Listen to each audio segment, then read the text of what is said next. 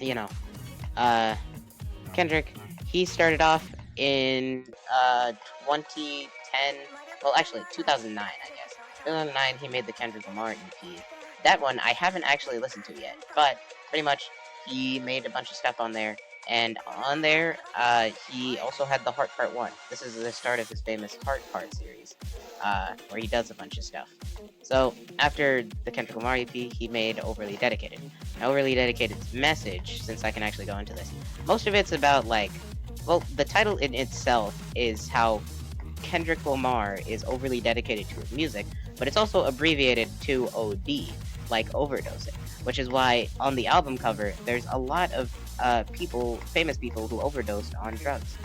And so that's like part of the meaning of the album. It's like, dude, people die of drugs, and that's crazy.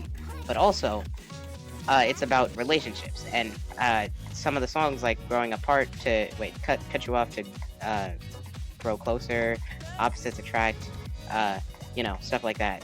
Those are all about a relationship, and pretty much the entire album is just like, yeah, dude, my relationship with you is kind of messed up. You're kind of toxic. I'm kind of toxic.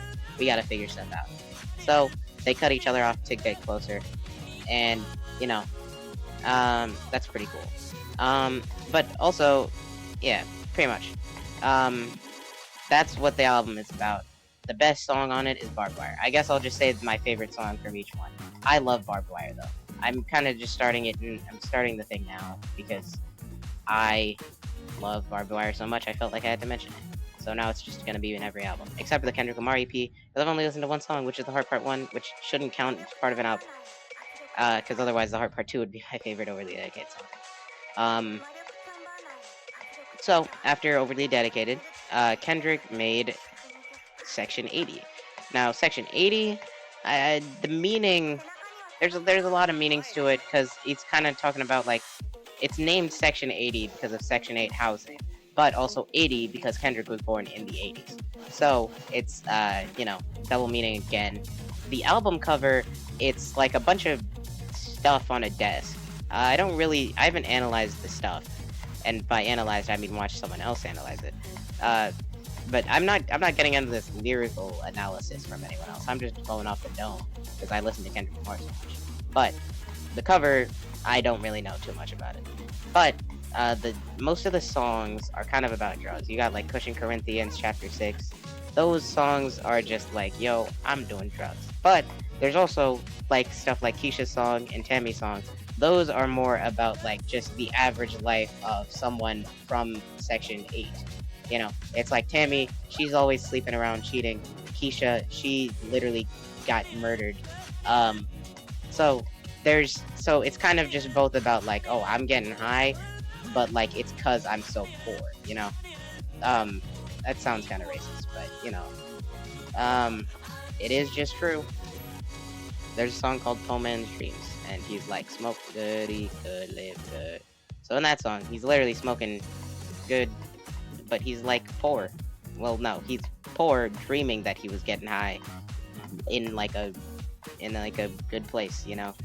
So you know, it's kind of it's about a lot of things. But I'd say generally, for me, my main takeaway was like drugs are bad, you know. So Good Kid, Mad City now. That is kind of Kendrick's breakout album. This is why it's considered an all-timer. It has a lot of classics on there, and it's just a banger. So, it was released in 2012. I haven't been saying the release date. Overly Dedicated was 2010, and Section 80 was 2011. So, he also just had like 4 back-to-back albums each year, which is a banger, and no one really does that anymore, besides Tyler, the Creator, because he's the GOAT. But, pretty much, it was. I know the exact date for Good Kid, Mad City because it's in the Heart Part 3. There was no Heart Part for Section 80 for some reason. So in the Heart Part 3, he's like October. We let the hip hop die on October 22nd, which is the day Good Kid, Mad City released. So Good Kid, Mad City came out October 22nd, 2012, and why? Okay. Um. So it released October 22nd, 2012, and so on the album, it's about being a good kid in a mad city. Mad city. also, okay, so the title in itself, it's saying Kendrick is the good kid, the Mad City is Compton. But Mad City is also has two A's and is abbreviated because it stands for My Angels on Angel Dust. I think there's like a second meaning someone found, but like I don't really remember what it is. But My Angel on Angel Dust, he says that in a song, so I know that that is real. I mean that's real. I can Lamar. It's a song on the album.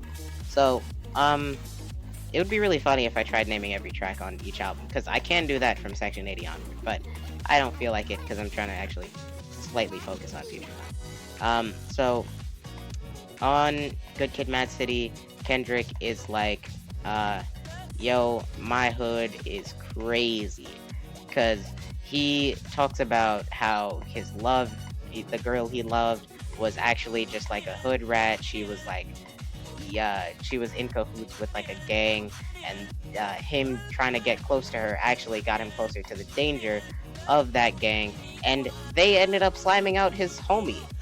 That that was okay, but they literally killed like his dog, not his literal dog. I don't think it was. Yeah, so yeah, pretty much his friend's brother got killed, and it was like crazy, right? So freaking Kendrick's like, dog, no.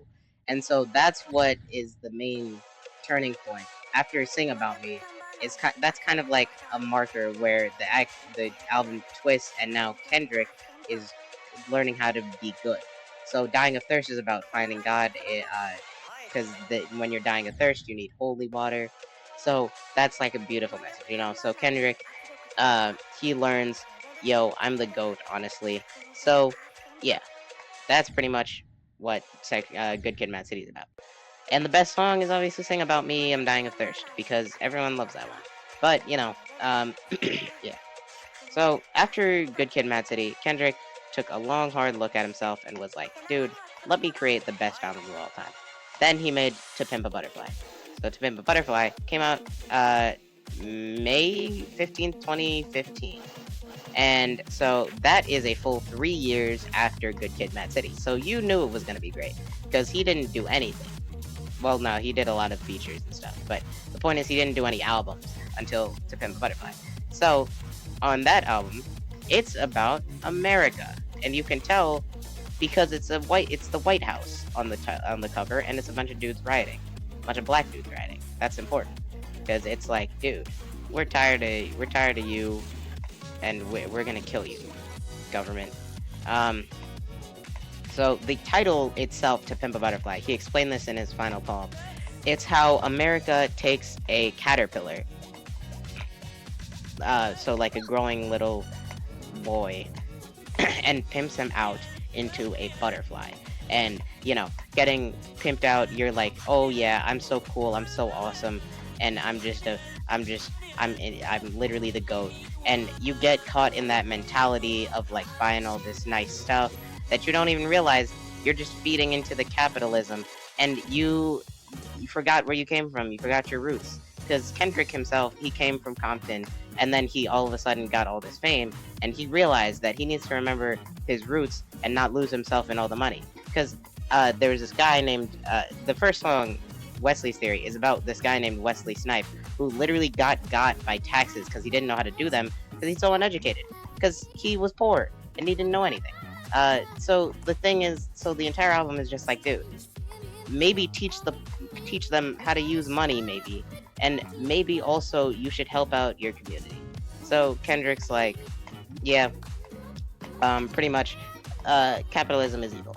So pretty much the entire album is about how Kendrick is dealing with all this fame he has and comparing it to where he came from, Compton.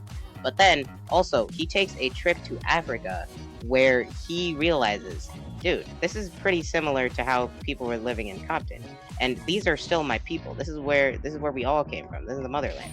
So he just comes to a realization through the whole album that just like, man, I should really be helping out my community. And also, America's just kind of messed up, because why would they do this to us? Why would they make capitalism so evil?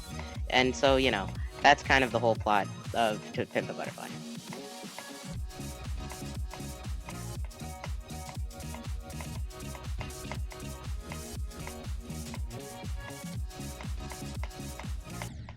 Okay, so after To Pimp a Butterfly, Kendrick took an even longer, harder look at himself, and he was like, man, let me make like a Pulitzer Prize winning album. And he made Damn. Damn came out on April 14th, 2017. Uh, so I remember that date because in the Hard Part 4, Kendrick says, hey, y'all better have your shit together by April 7th. So pretty much on April 7th, that was when Damn was supposed to release, but then he accidentally was like, oops, nope, we gotta delay it by a week. So that's why it came out on April 14th. Um, so Damn, pretty much it's, the title itself, Damn, it's like, damn. But also, like, because it's, the entire theme is about, like, God and religion. And, like, damn is kind of like, dude, I don't want to be damned. I just want to be me, dude. I, so he, in the cover of the album, so the start of the album is like, is it wickedness or weakness? So the cover of the album, is speculated. There's two different covers. There's the back cover, like on the vinyl. I have the vinyl. On the vinyl, there's the front cover and the back cover. On the back cover, he looks like he's about to do something wicked. He's about to mess you up. He's kind of like looking all, uh, uh, what is it called? Confrontational, you know. Um, and on the front cover, he's kind of looking down, looking a little bit submissive, quote unquote. But it's like pretty much he's being weaker in that one.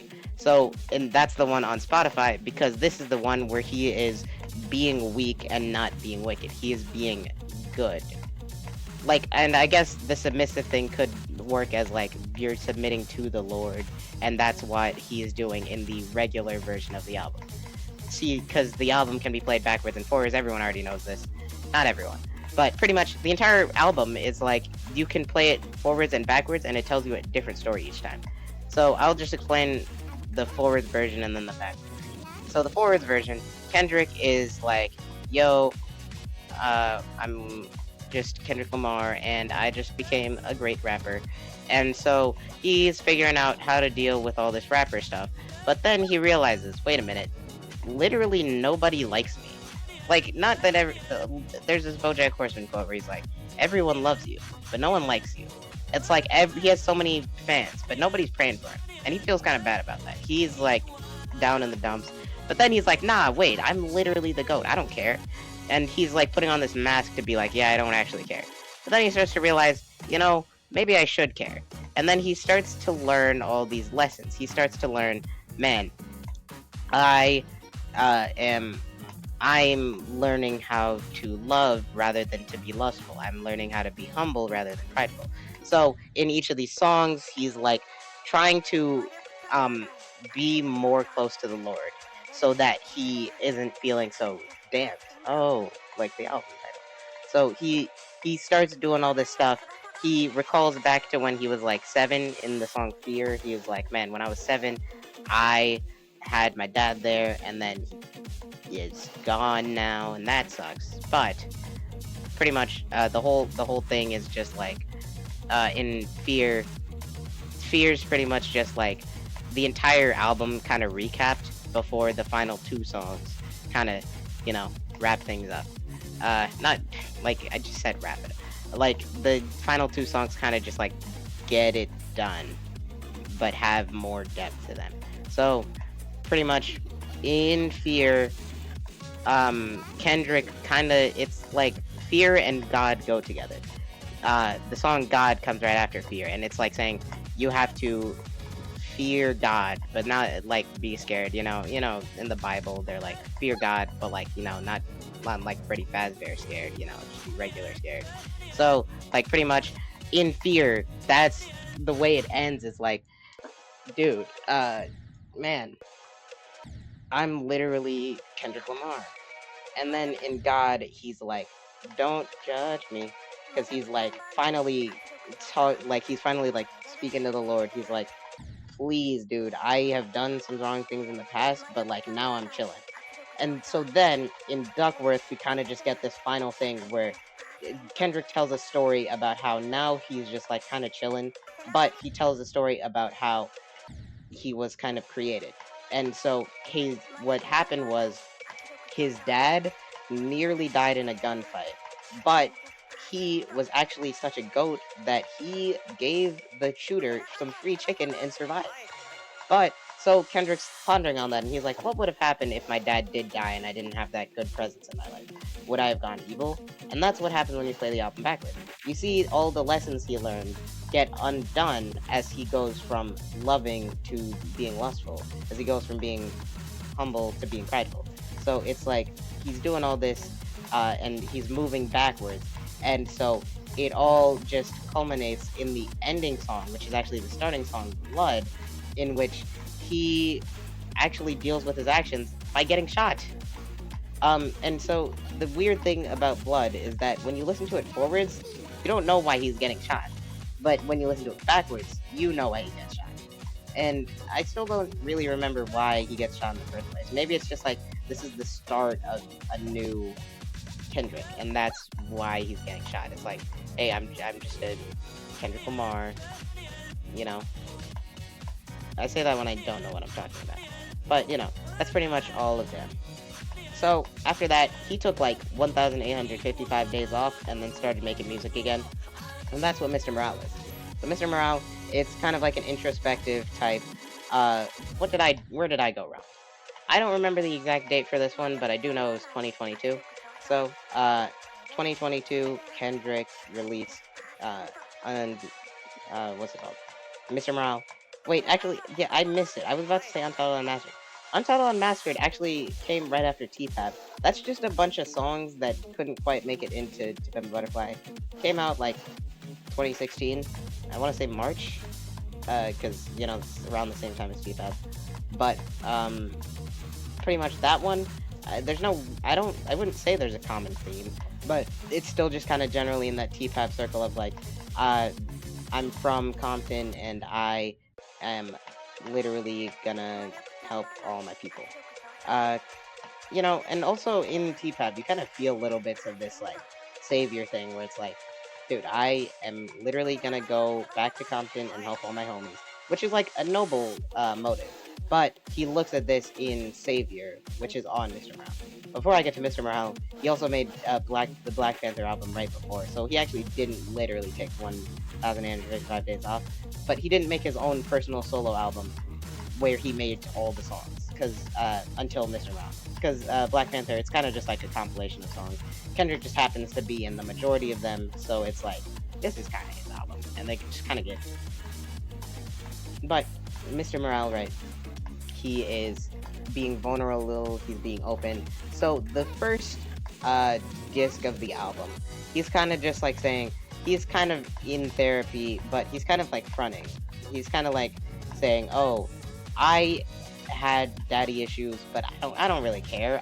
I'm just gonna move on from that. I'm not gonna address it. I'm just gonna be like, hey, I have had a bad dad, and now I'm just chilling. And then pretty much that's what most of the things are like. He's like, oh man, I might be a killer, but he's a killer too, and she's a killer. We're all just killers, and we should just deal with that, you know? So he's kind of, that's in Worldwide Step. He kind of says all this stuff. He's kind of deflecting, really. And then in We Cry Together, there's like a big argument, and it's like, it ends by saying like, stop tap dancing around the conversation.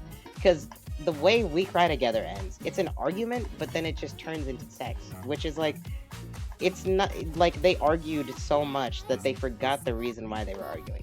And that's the problem. They're not addressing the actual issue in their relationship. They just pick fights for no reason, and then get freaky afterwards for no reason.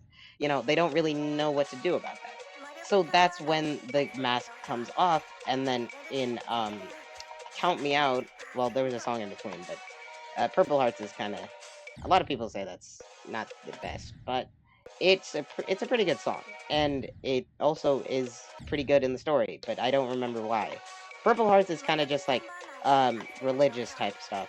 So, and it's also about love. He's like, oh, because Ghostface Killer, he's like, oh, love God, and then Kendrick's like, love your wife, and so that's kind of like, it makes for like kind of a conclusion to the first half.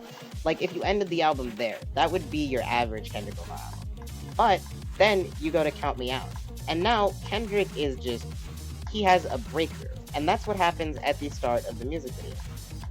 Or, it's not even the music video. Well, in the music video, he's just actually at a therapy session, and he's just talking to his therapist. And that's genuinely pretty cool. But, Kendrick's like, hey, I am actually the GOAT. Wait, no. So, the start of the song is like Session 10, Breakthrough. And this is because Kendrick is having a breakthrough. And that's what starts the disc. So, in Count Me Out, he realizes, wait, is it me? Am I the problem? So, he is starting to look at himself. And that's also what he does in Crown. He's like, you can't please everybody. Sometimes you just gotta do what's right for you. What's it called? You know, just in the next few songs. In Savior, that's the one I was talking about. In Savior, he's like, dude, I can't help you at all, man. I'm just trying to help myself. Because he's spent so long trying to tell everyone what to do, what to say. And he just can't do that anymore. He can't keep saying, hey, spread love to your community. Hey, did you know that the government is bad? Sometimes you gotta come to your own conclusions and help yourself before you start helping others. So that's what Kendrick's doing in this album. He's like, dude, I went to therapy for years, and now I'm pretty much the GOAT. But actually, I'm more humble, so I'm not gonna call myself the GOAT. So he realizes all this, and pretty much someone I didn't talk about, there's this guy called Eckhart Tolle. He's like a philosopher type guy, and he features on the album to provide different ideas at the start or end of each song. And he says like, hey, yeah, this and that and that. And Kendrick was the one who reached out to him to be like, hey, can I use your teachings in my album? And he was like, dude, yeah, sure, you're based. And so Eckhart, he's pretty cool. And I think he's pretty cool for that one, because he's a very cool philosopher, and he knows a lot of stuff. So his philosophizing is all over the album, and you learn a lot of stuff about it. So by the end of the second half of the album, you reach Mother Eye Sober. Mother Eye Sober is like the conversation that nobody's talking about. And that's what has been like the center point. This song is about all of the trauma that has sustained. It's a lot about like trauma that goes through a lot of families, a lot of black families, and it just really encapsulates what the whole album is like stemming from. And I'm not gonna explain what happens in the song, because there's like 30-minute analyses on that, but pretty much it's all about Kendrick's mom and Kendrick and his cousin and his uncle and his dad and his brother and just everyone, because that's what it's about. It's like everyone who's been hurt, everyone who hurts people. Y'all gotta work on that. You gotta try and fix yourself. And then that leads into Mirror, where Kendrick's like, dude, I can't keep telling you guys what to do. I'm just trying to be me, and I'm just gonna, look at myself in the mirror. But the thing about the song Mirror, it's also about the album and how the album mirrors itself. See, if you flip around the songs in the second disc, then they match up with each of the songs on the first disc, because it's like if you put it in a mirror, right? So each of the songs matches with each other, like Mr. Morale and Worldwide Steppers, they match with each other. And like thematically they match each other too. It's not just entitled. But that's pretty much what's so cool about Mr. Morale. Besides the fact that it's so introspective, it's a mirror about how, like, since the first half was him being so like, I still don't know the word. Just flashy. And then the second part is him being so open. It's like showing the two sides of his persona, and that the mirror, he's looking in the mirror pretty much like, dude, I need to be more open with myself. And that's what the whole album's about. But then there's also the Heart Part 5. I haven't really talked about too many of the Heart Parts, so I'll just go over all of them right now, because the Heart Part 5 is in this album, and the Heart Part 6 is in the next album. So the Heart Part 1 is just like, yo, I'm Kendrick Lamar, and I'm pretty cool, and I'm based, and stuff. And then the Heart Part 2, he's like, yo, people die of drugs, and that's pretty bad. And you know, people also die of guns, and that's bad. And my album is coming out in a month, because most of the time the hard parts are precursors to albums, but he didn't really do that with the hard part 1, or maybe the hard part 1 was before. I don't know too much about the Kendrick Lamar, but the hard parts 2, 3, 4, and 5 were all before the album, and then the hard part 6 was in the album. Hard part 5 was also inside of Mr. Morale, but like it came before as like a single, so it kind of counts. But pretty much, none of these can be found on Spotify besides the ones on albums, which is double rigged. But the hard part 3 is like saying, hey, I'm gonna release my new album, but also Compton is a pretty cool place. And you get to shoot people there, which is bad actually. But you know, yeah, I'd say, thematically speaking, the hard part 3 matches the most with its album. Because in the hard part 4, Kendrick's just kind of like, dude, I'm literally the GOAT. He says, I am the greatest rapper alive. It kind of gives the vibe of Element, where he's like, dude, I'm the GOAT, actually. So it feels like he's kind of being, like, overly bragging on purpose to make, like, a statement. Like, yeah, I'm literally the GOAT, and that's really cool. But he also could have just been having fun, you know? It could be both. But then he's like, yeah, my album's dropping on April 7th, which was just a cold-faced lie. So that was pretty cool. And then the hard part 5. The hard part 5 is about the culture. It's about how we've let this culture, like, corrupt us, like, doing bad stuff, just because, like, that's the norm, and stuff. Why didn't you leave call? I mean, dude, I've been cool explaining every here, single Kendrick Lamar album while playing Future Funk on recording, but now I'm gonna die! Anyway, I'm so fully nude right now. I'm trying to find clothes. So I was at the hard part 5. So the hard part 5. Did you make it to 99 at all? Hold on, wait. Did you make it to 99 at all? I made it to 94 when you were gone, and then I started recording after that. So, anyways, the hard part 5, right? The things that really did happen. So the hard part 5, it's like, dude, we gotta, like, stop feeding into this toxic culture, and we need to be better. That's pretty much what the hard part 5 is about. So, that's all of Mr. Morale. So, after Mr. Morale, Kendrick waited like another 2 years, and then he got into this whole beef with Drake. I honestly will explain the beef because it's so deep, but I'm not gonna explain it that deep because I'm bad at explaining. But so it all started back in 2012. Kendrick made a song with Drake called Poetic Justice. It was on Good Kid, Mad City, and I didn't mention it before because I was busy trying to explain the Good Kid, Mad City lore. So pretty much on Poetic Justice, Drake was just like, yo, what's up, I'm Drake, and I love kissing people. And so, pretty much on that song, Kendrick went on tour, and he did that song with Drake, which led to Kendrick on, well, it didn't lead to. Then, later on, in about 2014, this was one of the features I was talking about, in between Good Kid, Mad City and T-Pab. Kendrick did a feature on this song called Control by Big Sean and some other guy, I don't remember who. So, pretty much, on that verse, he just calls out a bunch of rappers' names. Some felt honored, some felt like it was a challenge, and then some, like Drake, were seriously offended. And Drake was like, dude, Kendrick, I put you on. I literally did your concert for you. But, like, the thing is, the concert was already kind of selling out without Drake's help. He was just kind of there, you know? But pretty much, since that, it's just been kind of, like, slight tension between them. Plus, there was J. Cole also in there. The three of them were kind of competing with each other. They were all considered, like, the big three at some point. And, they all were just kind of fighting each other. There's this video called, like, Chasing Kendrick. It's about how the three of them were in a beef long before the actual big beef. But, pretty much, yeah, they were all just trying to compete with each other. J. Cole kept, like, releasing albums, like, similar times to Kendrick.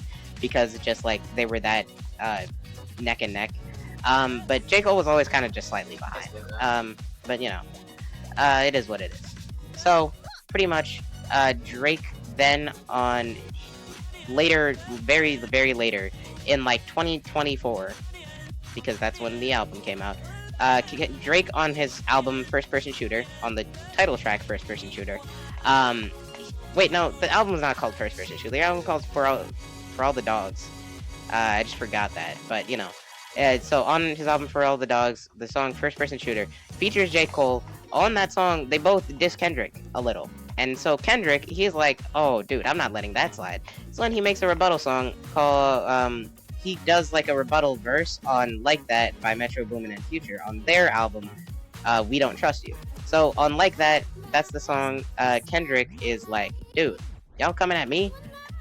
Square up. So then, they just start getting in a feud. So, pretty much, after that, J. Cole and Drake made their own respective songs.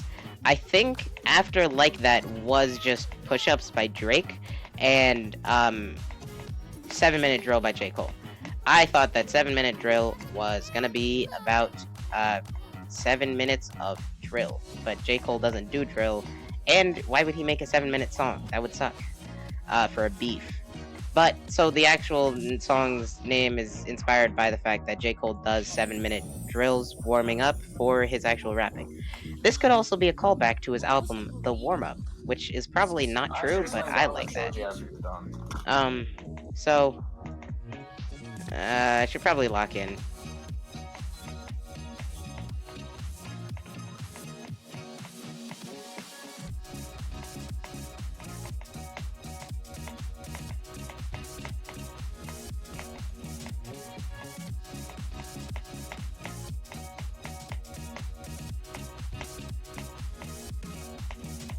Okay, so the freak, dude.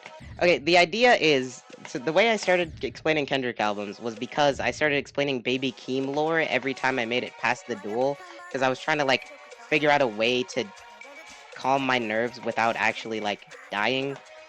So the idea, was just like to try and explain Baby Keem lore by and then explain dog shit. True. No. Oh my bad. Sorry, we weren't talking about Kendrick. Sorry. Get out. So pretty much after, so on 7-Minute Drill, J. Cole was like, dude, Kendrick, end your life. And then on Push-Ups, Drake was also like, Kendrick, kill yourself. So after Push-Ups, Kendrick was like, oh man, you can't do that. And he makes Euphoria. So after Euphoria, what's his face? J. Cole actually just tapped out. He was like, nah, I can't do this anymore. After making one song, he was like, dude, guys, we shouldn't even be fighting right now. Guys, come on, we're friends. And then Kendrick was like, there is no we. There is no us. And that was pretty funny. So he kept beefing with Drake. So Drake, as a clapback... You know my theory, though? What? My theory is that J. Cole just couldn't think of any other bars and was just lazy and decided to drop out because he was working on his album. Wait, that's actually just a good theory. But, Wait, what did you say? Sorry, I'm not in front of my headphones. it's a pretty good theory. Yeah.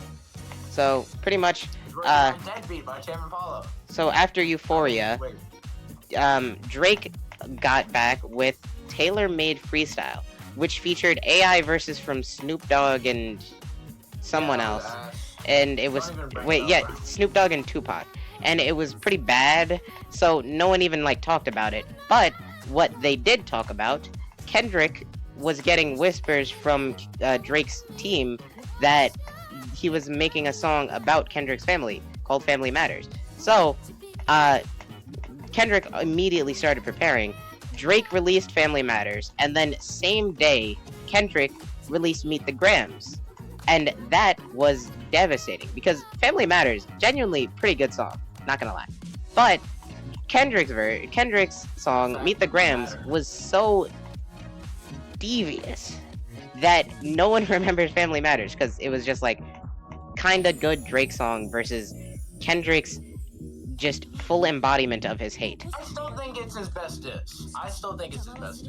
Yeah. So, Meet the Grams, that pretty much like shoots Drake in the face. That's cool. Because it was released in the same Deadlock? day. Yeah, okay, I'm probably gonna lock it up.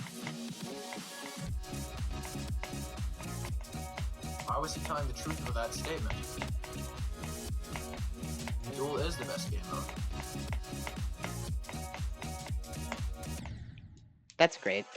So, okay, why would maybe you I go should like up- pause after I beat the duel so that I just get a second to breathe, you know? Maybe Yeah. that's the play. So, anyways, I like 7:30. You want to get on Twitter? yeah, sure. So, Kendrick, he's like,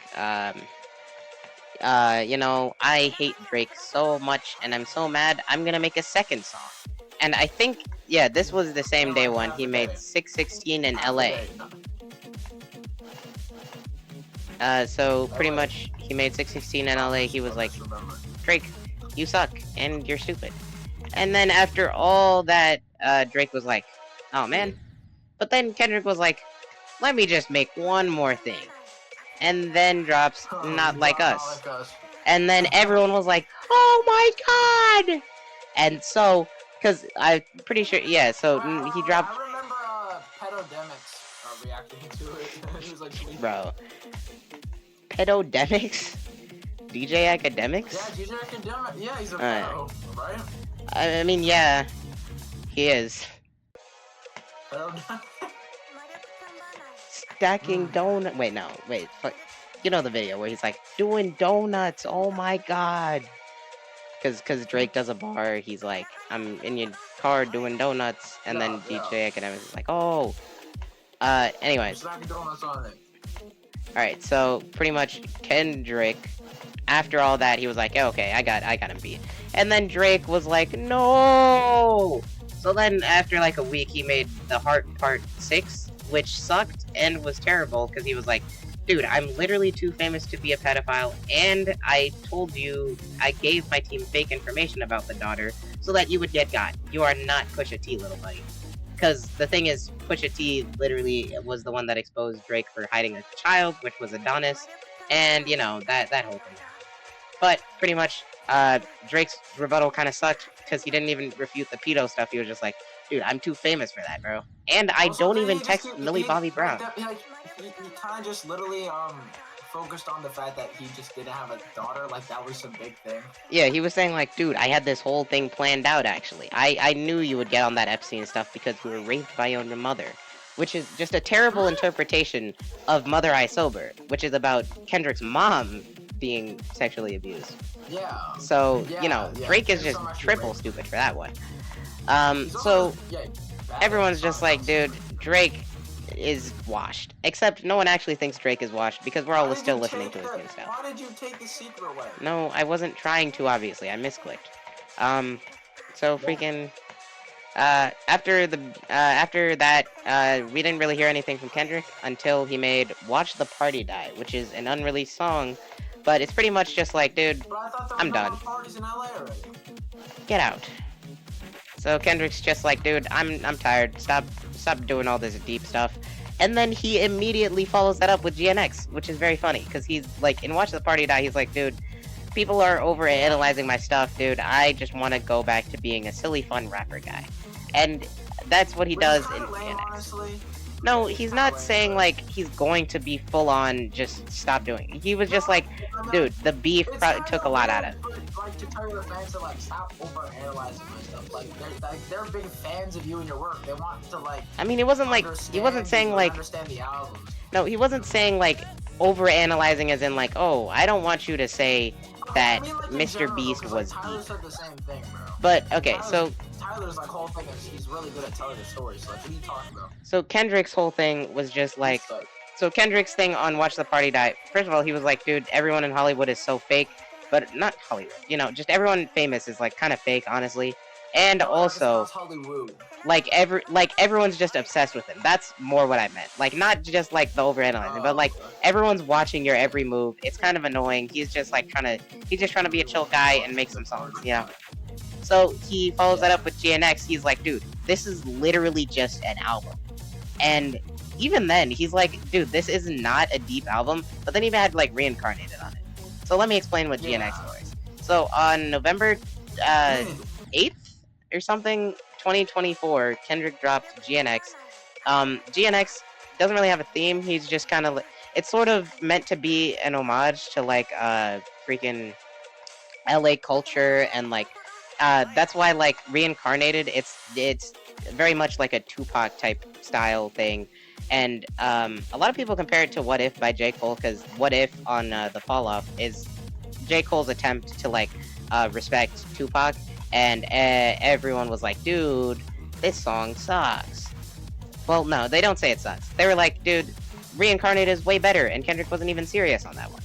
And then there's Drake over there who had AI Tupac on Taylor Made Freestyle. So he's really the stupid one of the three. But you know, so pretty much the album, he's just like he got a bunch of underground. He got like a bunch of rappers that were like on the come up kind of. Who to get on his features. No, like Diddy Gunplay. He's pretty cool. You know. Diddy's in jail. What are you talking about? So he was just like, you know, helping those guys out, getting their numbers up by having them feature on his song. So he's really just doing this entire album as like a love letter to like his city. So he's pretty much just having fun on a lot of the songs. Some of them are kind of serious though. Like there's Man at the Garden. He's like, dude, I deserve it all. But like he's being like purposefully egotistical, you know. And I do deserve it all though because I'm the GOAT and I deserve to win future.